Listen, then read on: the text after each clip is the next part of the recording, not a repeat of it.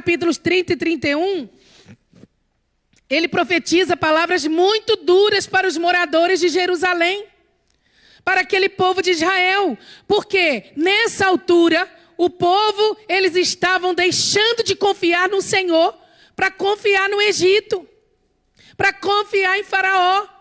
E ele se levanta e ele diz: Deus vai punir vocês com vergonha, com humilhação, porque vocês estão procurando ajuda fora do Senhor. E essa ajuda que vocês estão procurando fora do Senhor, vocês não vão encontrar. Isso tudo tem sido fruto da vossa ansiedade. Você pode repetir comigo assim: Deus não trabalha na nossa ansiedade. Mais uma vez, Deus não trabalha na nossa ansiedade. Irmãos, não adianta, nós não pressionamos a Deus com a nossa ansiedade. Nós não pressionamos, nós não podemos achar que com a nossa ansiedade nós colocamos Deus contra a parede e Ele vai agir na hora que nós queremos. Deus não trabalha dessa forma. O Senhor está falando aqui através de Isaías, é no sossego, é na tranquilidade que está a vossa vitória. Mas vocês acham que é na velocidade, que é no muito fazer, que é no muito ter que vocês vão ter vitória. Por isso, como fruto da vossa ansiedade, vocês não estão me consultando. Vocês estão correndo para o Egito para pedir ajuda de Faraó. Mas ainda assim, se vocês se voltarem para o Senhor vai abençoar vocês. Ainda assim, se vocês correrem para o Senhor, vocês terão vida no Senhor. Jerusalém estava a ser ameaçada pela Assíria. E a Assíria era terrível. Entrava destruindo tudo. Se você ler os relatos bíblicos, você vai ver que todos temiam a Assíria. Todos os reinos da terra temiam a Assíria. Porque eles entravam destruindo tudo. E agora eles estão ameaçando entrar em Jerusalém. Agora eles estão ameaçando destruir tudo. E aí alguns moradores e líderes de Jerusalém fazem o quê? Ao invés de buscarem no Senhor socorro, vão descer para o Egito para fazer aliança. Vão procurar o Egito para... É para mim? Obrigada. Muito obrigada. Tá bom, pastora Cidade. Irmãos, vamos louvar a Deus pela vida da pastora Cidade. Nessa viagem a São Tomé, ela ficou muito doente. Ela ficou 3 dias de cama, com febre, diarreia, vômito. Chegou aqui, teve de ir na clínica 2 vezes. Mas amanhã ela e a Michelle já estão indo para Madrid, porque elas vão numa formação da nossa igreja na Europa. E graças a Deus, a mão do Senhor tem estado, não é, com ela, dando a ela saúde. Amém? Esse é o nosso Deus. Obrigado pelas suas orações. Os irmãos estavam conosco em oração e nós estamos aqui para a glória de Deus. Voltando aqui à palavra, não é? Então, uma parte desse povo de Judá ou de Jerusalém, eles estavam muito ansiosos. E eles estavam tão ansiosos que eles nem consultaram ao Senhor. Vem a ameaça, vem, não é? O desafio, o perigo, nem oraram a Deus. E aí está o perigo. Porque esse povo aqui de Judá, eles estavam como muitos de nós em nossos dias. O mundo está tão veloz, tudo está correndo tão rápido, que nós também estamos sendo acometidos por ataques de ansiedade e estamos tomando decisões fora da vontade de Deus. Não estamos consultando ao Senhor para muitas coisas. E muitas decisões que nós temos de tomar em nossa vida, nós não estamos buscando ao Senhor. Por quê? Porque estamos ansiosos. Irmãos, para um mundo que não tem Jesus, o mais importante é o quê? É o ter, não o ser. Ter coisas, ter diploma, ter isso, ter aquilo, mostrar que tem sucesso, mostrar que é uma pessoa proeminente, mostrar que é uma pessoa que está na mídia, mostrar que é uma pessoa que tem recursos financeiros, que está crescendo e tal. Para Deus, não. Para Deus, o mais importante é ser do que ter. Para o mundo, o mais importante é fazer. Fazer. Esse mundo, na verdade, ele está como uma máquina de moer gente. Nós olhamos as pessoas cada dia mais moídas. Porque a ansiedade tem levado as pessoas a esse ponto. Nós temos de ser diligentes? Temos. Nós temos de ser pessoas prudentes? Temos. A palavra diz que nós devemos ser proativos, prudentes. Mas precisamos de buscar o equilíbrio no Senhor. Até na igreja, irmãos, nós devemos fazer as coisas com propósito. Porque se nós não fizermos as coisas com propósito, nós vamos moer cada dia mais as pessoas. Nós, quando começamos o nosso ministério, nós éramos assim. Todo dia tinha uma coisa acontecendo. Todo dia tinha uma coisa acontecendo na igreja. E nós fomos vendo que nós não estávamos fazendo discípulos. Nós estávamos querendo manter a estrutura. Até que o Senhor foi trabalhando na nossa vida.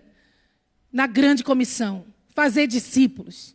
Que muitas vezes nós queremos fazer para manter o povo ocupado. Se a gente mantiver o povo ocupado, o povo não tem tempo de ficar pensando, é coisa que não deve. E aí vai cada dia mais, não é? Oprimindo, moendo as pessoas. E as pessoas não têm tempo para a família. 7 dias por semana tem que estar na igreja. 7 dias por semana envolvidos no ministério.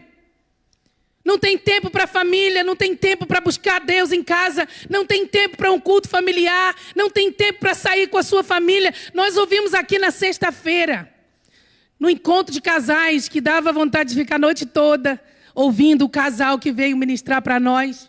Que maravilha!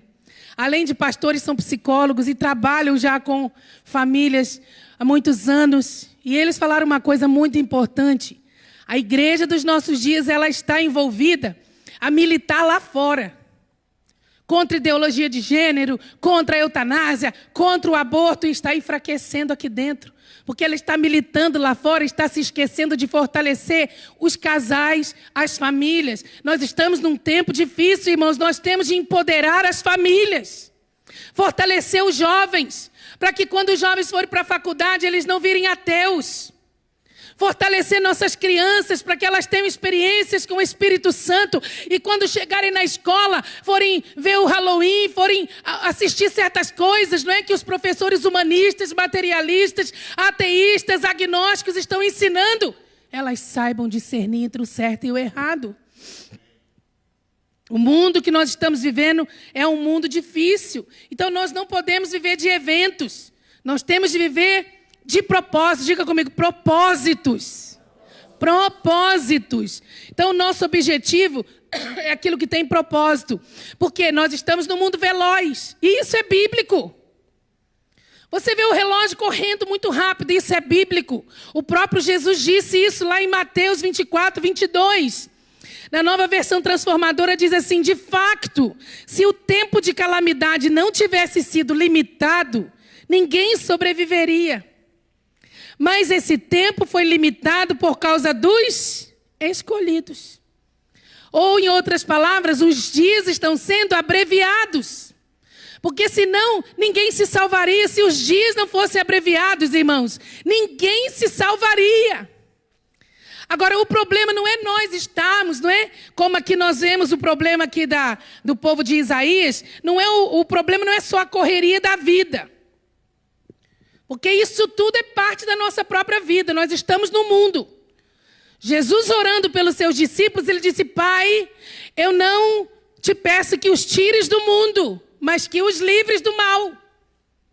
Deus não vai nos tirar do mundo fora da hora. Mas o Senhor quer que nós sejamos livres do mal. Então o problema não é nós estarmos no mundo vivendo essa correria. O problema é que nós estamos nos acostumando a não nos aquietarmos diante de Deus. O problema é que nós não estamos nos acostumando a lançar sobre Jesus todas as nossas ansiedades, todas as nossas preocupações. E aí Isaías, ele foi bem enfático aqui e falou para o seu povo: não adianta vocês quererem ir com toda velocidade, porque vocês nessa competição vão perder. Porque os inimigos são mais competitivos, eles são mais velozes. Vocês querem correr muito, mas os inimigos correm mais do que vocês.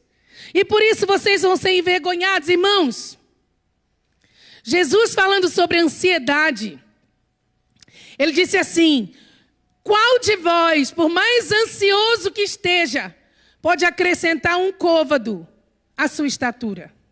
Um côvado é aqui do cotovelo até aqui, né? Isso é um côvado. Quando você lê esse texto na linguagem mais tradicional, que é a revista Almeida corrigida ou atualizada, dá a impressão que Jesus está a falar de você pegar essa medida aqui e colocar sobre a sua cabeça, não é? Você, por mais ansioso que esteja, não consegue aumentar esses centímetros ao seu tamanho. Quem dera que fosse possível para alguns, né? Algumas pessoas gostariam de ser bem mais altas.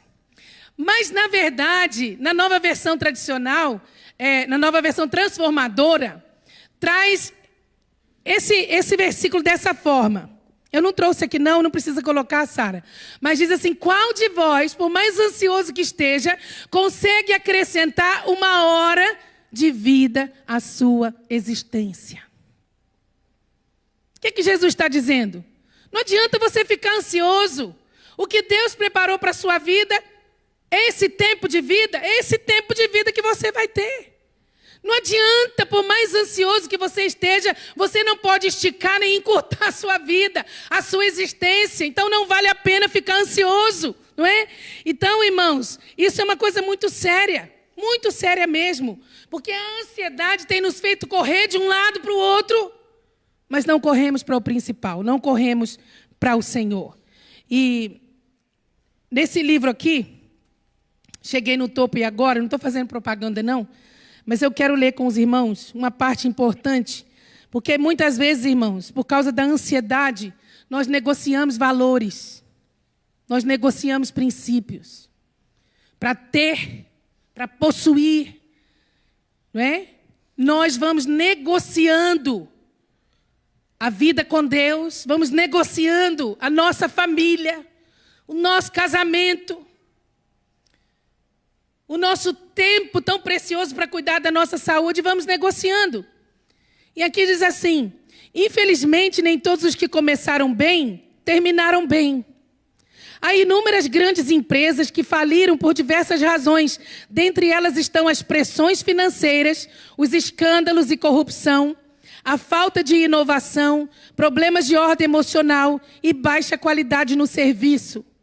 Você pode estar bem hoje e não estar amanhã. É preciso cuidar de muitas coisas, especialmente do coração. Quando Salomão disse sobre tudo que se deve guardar, guarda o teu coração, porque dele procedem as fontes da vida, ele falava especialmente sobre cuidar do caráter e não apenas do comportamento. Porque ele continua: desvia de ti a falsidade da boca e afasta de ti a perversidade dos lábios.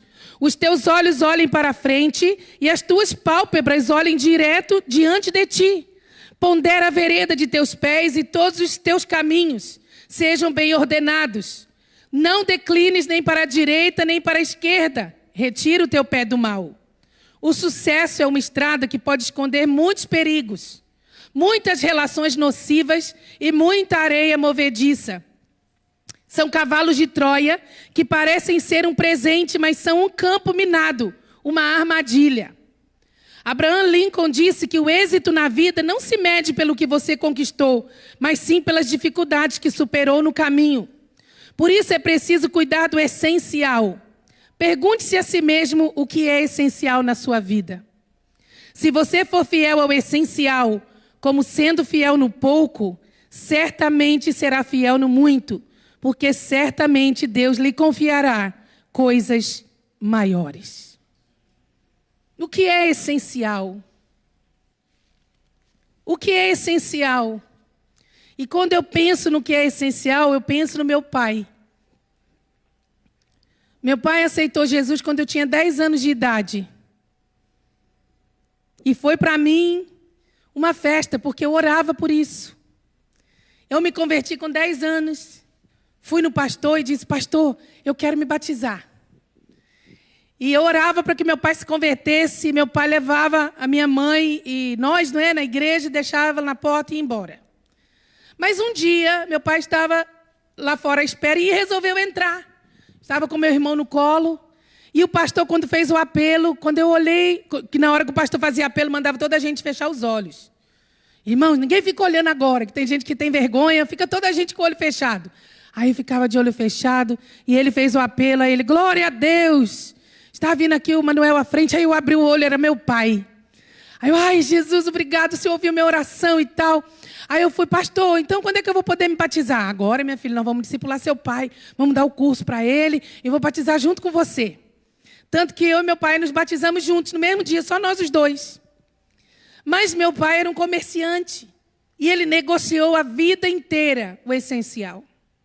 Nunca cresceu em Deus, porque nunca ia numa escola dominical, porque nunca ia num culto de doutrina, porque nunca estava envolvido num trabalho missionário, numa congregação.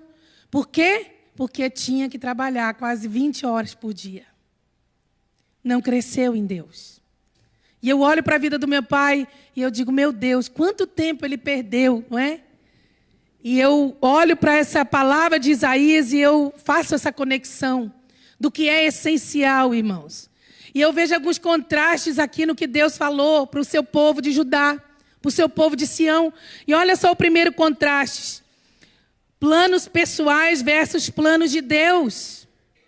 No verso 1 aqui o Senhor diz assim, vocês fazem planos contrários aos meus, acordos não dirigidos por mim. Meu Deus! Vocês fazem planos contrários aos meus, acordos não dirigidos por mim. Você sabia que estar fora do centro da vontade de Deus é pecado? E aí o povo saindo fora do centro da vontade de Deus, o Senhor falou que eles estavam pecando. Olha, com isso amontoam pecado sobre pecado. O povo de Judá deixou de buscar a direção de Deus, vai buscar a direção de Faraó, sai do centro da vontade de Deus e agora eles estão o quê? Um abismo que vai chamando o outro abismo. Porque assim é a vida, irmãos, quando nós estamos mais preocupados com os nossos planos, com a nossa vontade, com a nossa própria satisfação, do que em buscar a vontade plena de Deus. Um abismo vai chamando outro abismo, um pecado vai chamando outro pecado. Não pense que porque você é crente você está blindado contra o pecado, não. O pecado ou a santidade são uma decisão que nós tomamos todos os dias. Eu digo não para o pecado, eu digo não para o que é mal, eu odeio o que é mal e eu digo sim para Deus, eu digo sim para a santidade, eu digo sim para a pureza, eu digo sim para os planos de Deus, eu digo não para os meus próprios planos. Que venha o reino de Deus, que seja feita a sua vontade na minha vida, na minha casa, no meu lugar onde eu estou, como é feita no céu. Isso é sério, irmãos. A vontade de Deus nos leva à vida. A nossa vontade nos leva muitas vezes à morte.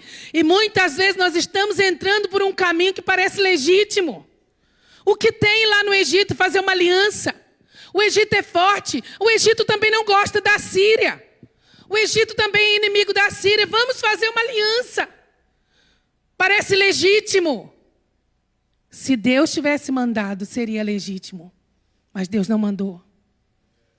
Abraão foi para o Egito, Deus não mandou. Chegou lá, teve de mentir que Sara era sua irmã. E Faraó tomou Sara para sua esposa. Só não tocou em Sara porque Deus interviu.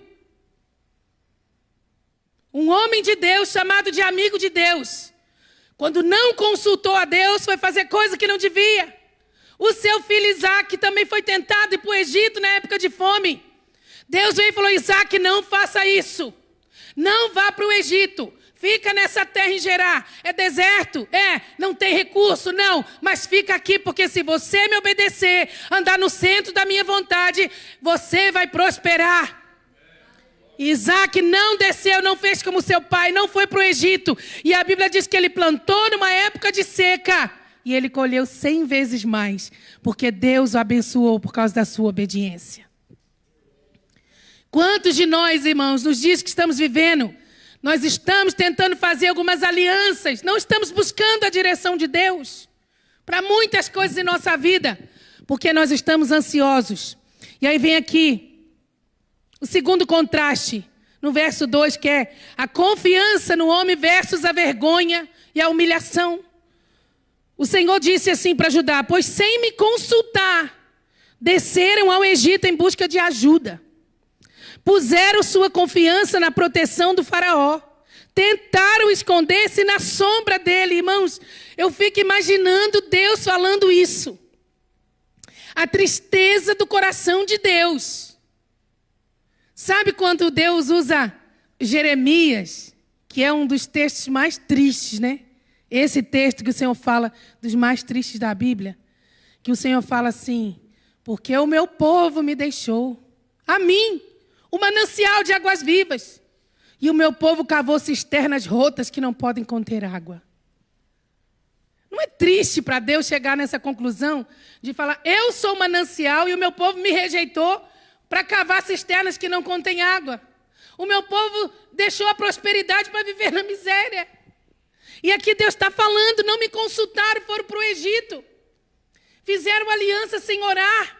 Fizeram aliança sem falar comigo. O meu povo deveria ter buscado ajuda em mim. O meu povo deveria ter se prostrado como na outra ocasião.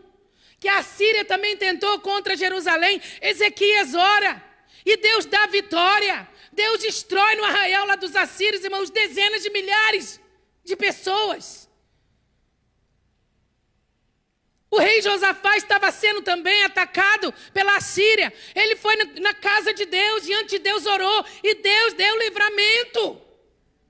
Mas agora esse povo aqui, não, nós não vamos fazer assim. Nós não vamos buscar o Senhor, porque buscar o Senhor tem a ver com espera. Nós estamos muito ansiosos e temos de ter velocidade. Vamos correr para fazer do nosso jeito. Sabe, uma vez na Bíblia, Josué era um homem de Deus, mas ele também errou. Fez aliança com um grupo chamado de Gibeonitas, sem consultar ao Senhor. Chegou lá no deserto, um grupo fingindo, pobrezinho. Olha, nós também somos do povo de vocês. Nós estamos sozinhos, precisamos muito da vossa ajuda. Queremos fazer aliança para que vocês nos protejam. E Josué, com aquele coração grande, não consultou o Senhor. Fez aliança. Deu a sua palavra. Depois eles descobriram que eles não eram nada do povo de Israel. Eles estavam com medo da coalizão dos reis e foram lá pedir ajuda para Israel, fingindo ser o que não eram. Mas agora já tinham dado a palavra. E agora eles tiveram que honrar aquela palavra, porque tinham feito uma aliança e não consultaram ao Senhor. Irmãos, esses líderes aqui estavam se abrigando, não é? No Egito. E isso foi uma afronta a Deus. No desespero, eles foram buscar cobertura. Podemos dizer, do mundo. Foram buscar proteção. E sabe o que Deus falou, que proteção que eles teriam em Faraó? Vergonha e humilhação. No verso 3, mas ao confiar no Faraó, vocês serão envergonhados. Ao esconder-se nele, vocês serão humilhados. Nós não podemos colocar nossa confiança em nada além do nosso Deus. Nós não podemos, irmãos, uma das causas de maldição, segundo a palavra de Deus, lá em Jeremias 17:5, diz assim: maldito o homem que confia no homem e faz da carne o seu braço e aparta o seu coração do Senhor. Nós não podemos depositar nossa confiança em nada e nem em ninguém, nem em nenhum sistema desse mundo. E nós, crentes em Jesus, a primeira coisa que nós temos de fazer é buscar ao Senhor. Está doente? Não corre para o médico primeiro, não. Vai orar, vai buscar ao Senhor. Tem de tomar uma decisão importante, não corre pedir conselhos, não. Primeiro vai buscar ao Senhor. Está com problema no casamento, antes de buscar ajuda de qualquer pessoa, vai buscar ao Senhor. Nós temos de ter isso como prioridade, buscar ao Senhor enquanto Ele se deixa ser achado. Porque aquele que busca o Senhor o encontra. Aí Deus vai dar a direção, faça isso, faça aquilo. Uma vez o pastor Eduardo estava orando, ele estava se sentindo fraco fisicamente. E ele conta que estava orando, e o Senhor falou com ele para ele tomar algumas vitaminas, não foi? Aí ele conta isso, o povo ri. Vai tomar vitamina B, vitamina não sei o que lá, zinco, magnésio. Aí o povo ri. Mas começou a resolver. Nem precisou do médico. Só estava faltando vitamina. Aí quando o povo pede oração que está fraco, ele fala, vai tomar vitamina, meu filho, que isso vai ajudar. Às vezes, irmãos, Deus fala coisas assim de uma forma tão simples. Eu lembro que antes da pastora Cidá vir para o campo missionário, ela estava num culto e Deus usou uma pessoa para falar com ela, para ela comer muita alface. Ela não entendeu nada. Ué, mas come, minha filha, come muita alface. Eu não sei se a ovelha come alface, acho que não, né? Vocês sabem se a ovelha come alface? Aí, depois ela veio a descobrir, de muitos anos depois no campo, que ela começou a trabalhar com crianças, muitas crianças no ATL. E ela descobriu, o médico tinha falado para ela que ela precisava comer alface, porque a alface é calmante. A alface acalma, é um calmante natural. E aí ela fez a conexão que o Senhor mandou ela comer alface. E ela, trabalhando com muitas crianças, precisava de muita paciência. Irmãos, Deus tem tudo para nós. Nós só precisamos de buscar o Senhor e esperar para ouvirmos a sua voz, amém? Então, se refugiar à sombra dos outros, não é? Ao invés de nos refugiarmos à sombra do onipotente, esse povo aqui procurou a sombra de Faraó. Mas o crente em Jesus, ele não pode viver à sombra de ninguém. Nem da igreja, nem do pastor, nem do marido, nem do pai. Nós temos de viver à sombra do onipotente, no esconderijo do Altíssimo. Há um lugar no Senhor que nós podemos encontrar refúgio. Olha aqui no capítulo seguinte, no capítulo 31, no verso 1 e no verso 3, olha o que Deus fala aqui sobre o que eles fizeram. Que aflição espera os que buscam a ajuda do Egito, que confiam em seus cavalos, carros e cavaleiros e dependem da força de exércitos humanos, em vez de olhar para o Senhor, o Santo de Israel. Pois os egípcios são simples mortais e não Deus. Seus cavalos são apenas carne e não espírito. Quando o Senhor levantar a mão contra eles, tropeçarão aqueles que ajudam e aqueles que são ajudados. Todos cairão e morrerão juntos. Então nós não temos de procurar ajuda naqueles que são mortais, confiar naquilo que é mortal, mas confiar tudo que nós fazemos ao Senhor. E o terceiro contraste aqui, olha, salvos versus perdidos. No verso 15, o Senhor diz assim, vocês só serão salvos se voltarem para mim. Mas vocês não quiseram saber. Vamos repetir, irmãos, esse verso. Vocês só serão salvos se voltarem para mim e em mim descansarem. Vamos ler tudo porque é muito importante. Assim diz o Senhor, o soberano, o Santo de Israel. Vocês só serão salvos se voltarem para mim e em mim descansarem. Na tranquilidade e na confiança está a sua força, mas vocês não quiseram saber. E aí eles não quiseram saber de buscar salvação no Senhor. E aí eles pensaram, sabe o quê? Olha o verso 17. Cada um deles perseguirá 1000 de vocês. Vocês querem muita velocidade, mas olha o que os inimigos farão com vocês. Cada um deles perseguirá 1000 de vocês. 5 deles farão todos vocês fugirem.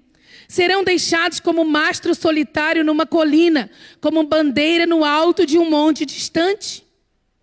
Judá, a sua salvação vem do Senhor. Corre para Ele. Igreja que está aqui nessa casa, nessa manhã, nesse domingo, a sua salvação está no Senhor, em ninguém mais. Pedro disse, porque debaixo do céu não há outro nome dado entre os homens, pelo qual importa que sejamos salvos. O nosso socorro está em o nome do Senhor. E nós temos de nos posicionar em Deus, irmão. Sabe como? Aquietando a nossa alma. Aquietando nosso espírito diante do Senhor.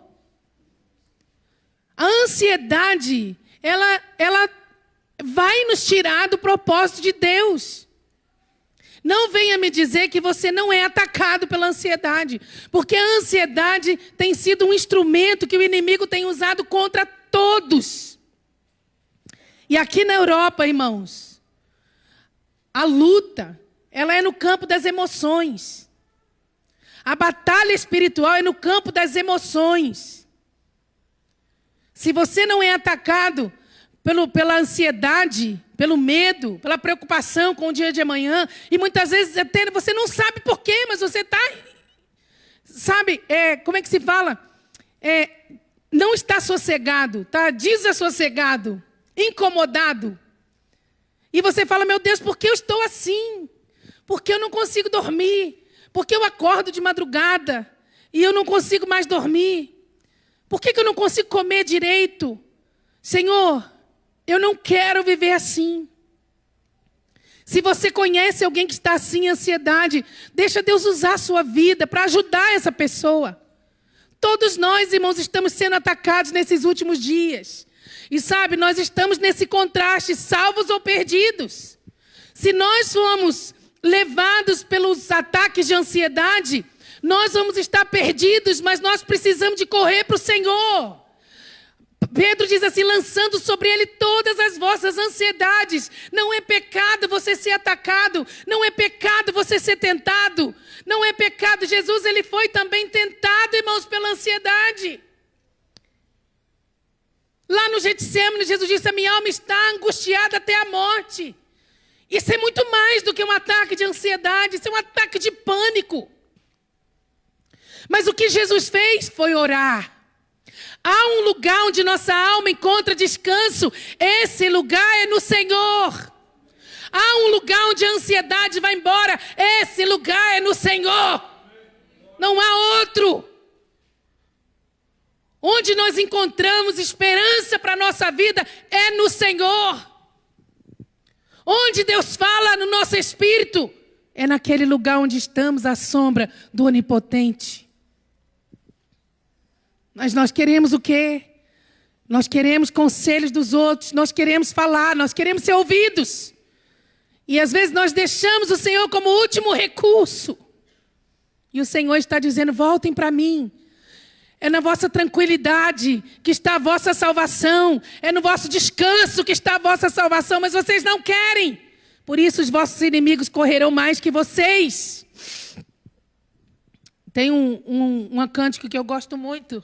De vez em quando a gente canta. Que fala que há um lugar no Senhor. E diz assim, há um lugar de descanso em ti. Há um lugar de refrigério em ti. Há um lugar onde a verdade reina. Esse lugar é no Senhor. Há um lugar onde as pessoas não me influenciam.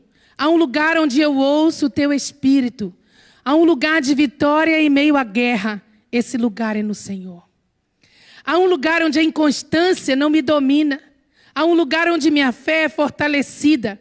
Há um lugar onde a paz é quem governa. Esse lugar é no Senhor. Há um lugar onde os sonhos não se abortam. Há um lugar onde o temor não me enrijece.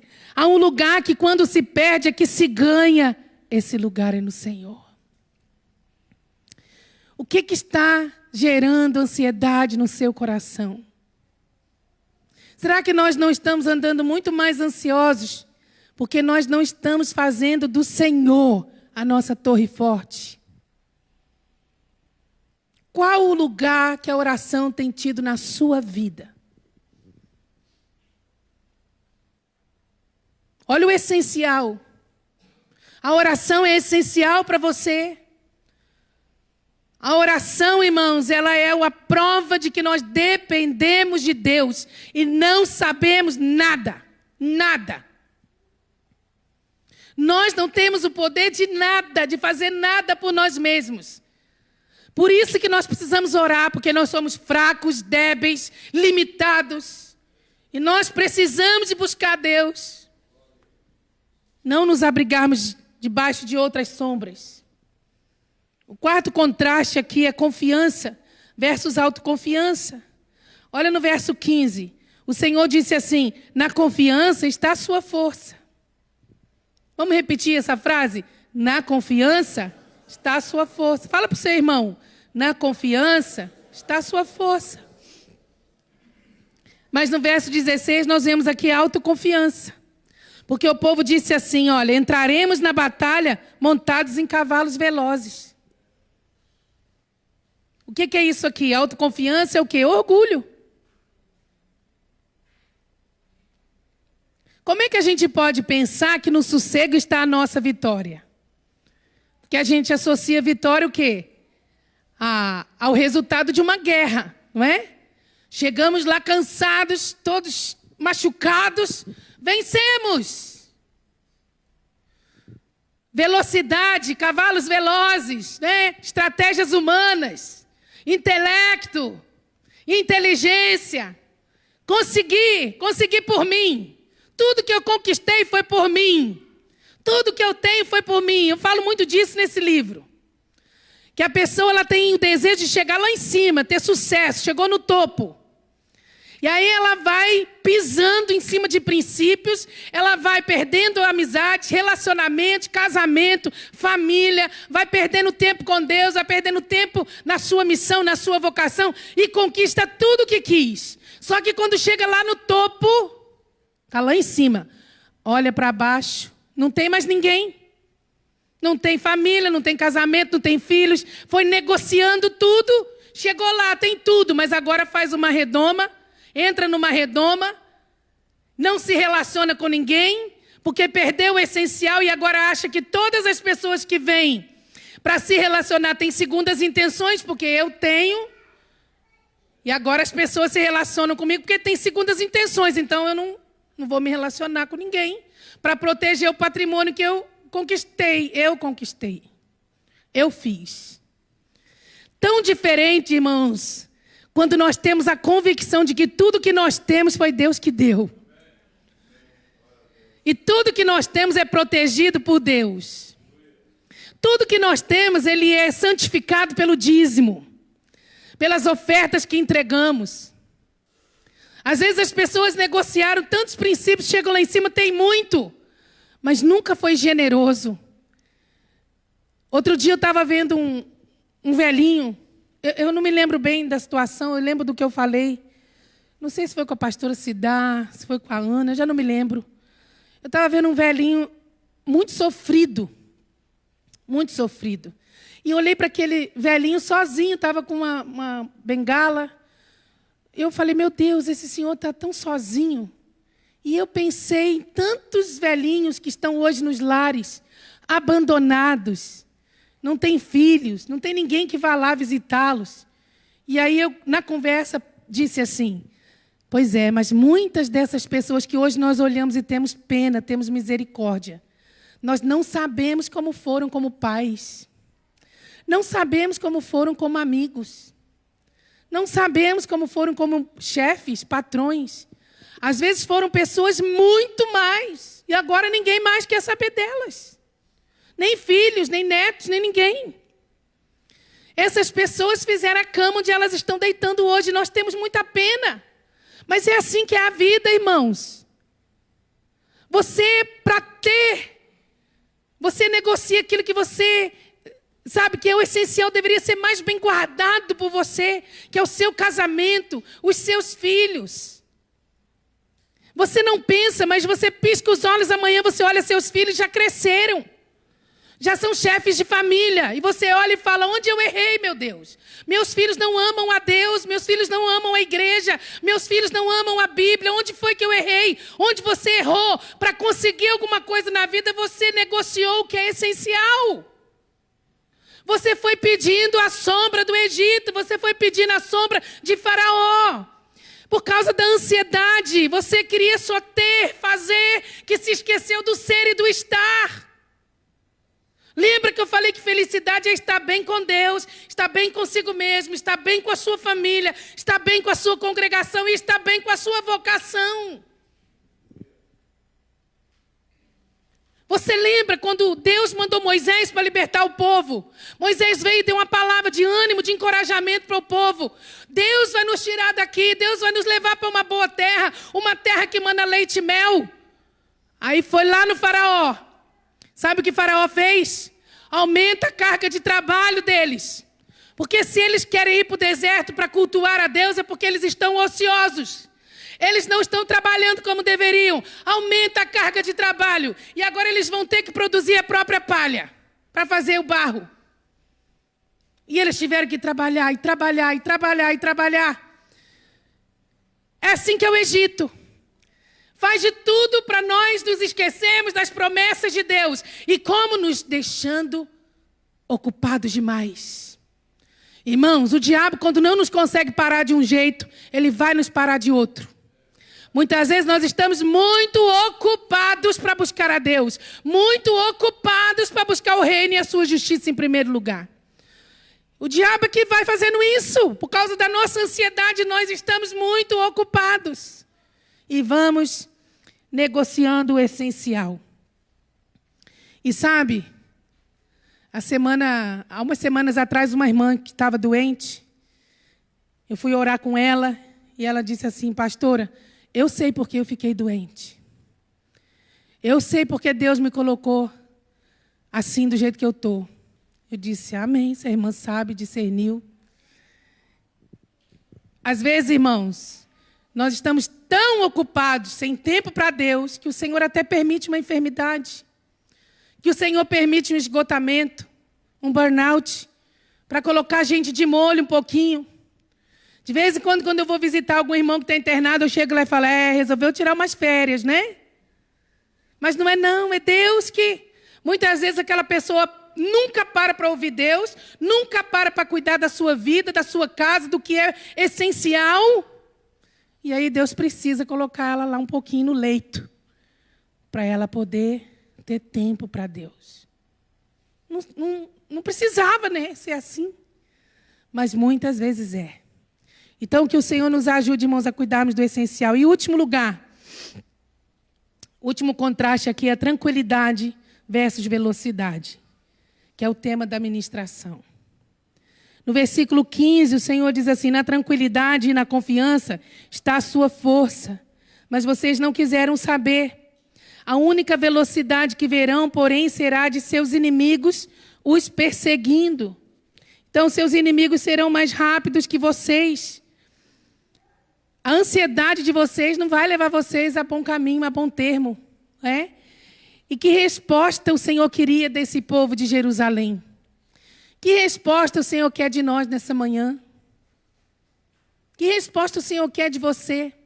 E aqui, no verso 18, a esperança, porque o Senhor diz assim, olha, do 18 em diante, portanto, o Senhor esperará até que voltem para Ele, para lhes mostrar seu amor e compaixão, pois o Senhor é Deus fiel, felizes os que nele esperam.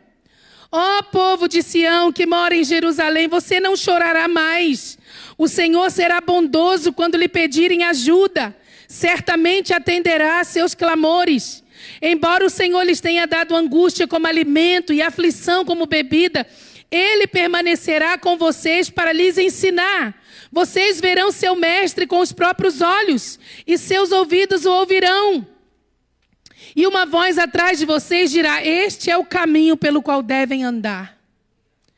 Quer se voltem para a direita, quer para a esquerda. Irmãos, vamos nos voltar para Deus ou não? Mais de Deus e menos de nós? Mais do reino de Deus e menos dos nossos planos? E eu tenho certeza que aqui nesta sala, nessa manhã, há vidas que o Senhor quer prosperar. Há vidas que o Senhor quer colocar no topo. Há vidas que o Senhor quer colocar como inspiração, como referencial. Mas precisa se prostrar à sombra do Onipotente, no esconderijo do Altíssimo e buscar o Senhor. E consagrar ao Senhor tudo que se tem hoje, tudo que se terá amanhã. Senhor, tudo que eu tenho é teu e tudo que eu terei também é teu. Porque o Senhor não vai colocar nada na sua mão que vai desviar você dele. O Senhor não vai colocar nada na sua mão que vai desviar você dele. Presta atenção. Deus pediu Isaac para Abraão. Foi Deus que deu. Abraão estava correndo o risco de amar mais Isaac do que a Deus. Então você me devolve a bênção. Você me devolve. Só depois que Abraão provou que realmente amava mais a Deus, foi que Deus disse, então toma seu filho de volta. Ana não podia ter filhos. Para uma mulher estéril na sua época era uma coisa terrível. Ela era como uma mulher amaldiçoada. E ela queria ter um filho. E quando ela teve um filho, ela disse o quê? Eu prometi esse menino. Eu orava por esse menino. E agora eu entrego esse menino para Deus. E entregou Samuel no templo quando ele foi desmamado, irmãos. E Deus deu mais 5 filhos para ela. Por que Deus deu? Porque ela foi fiel no primeiro. Se você for fiel no pouco, se você for fiel no seu dia a dia, não negociando princípios, Deus vai abençoar a sua vida. Mas o Senhor está dizendo, volte-se. Se você se voltar para mim, deixar o Egito, deixar o mundo, deixar a confiança no sistema, eu vou me voltar para você. Eu vou mostrar para você minha fidelidade.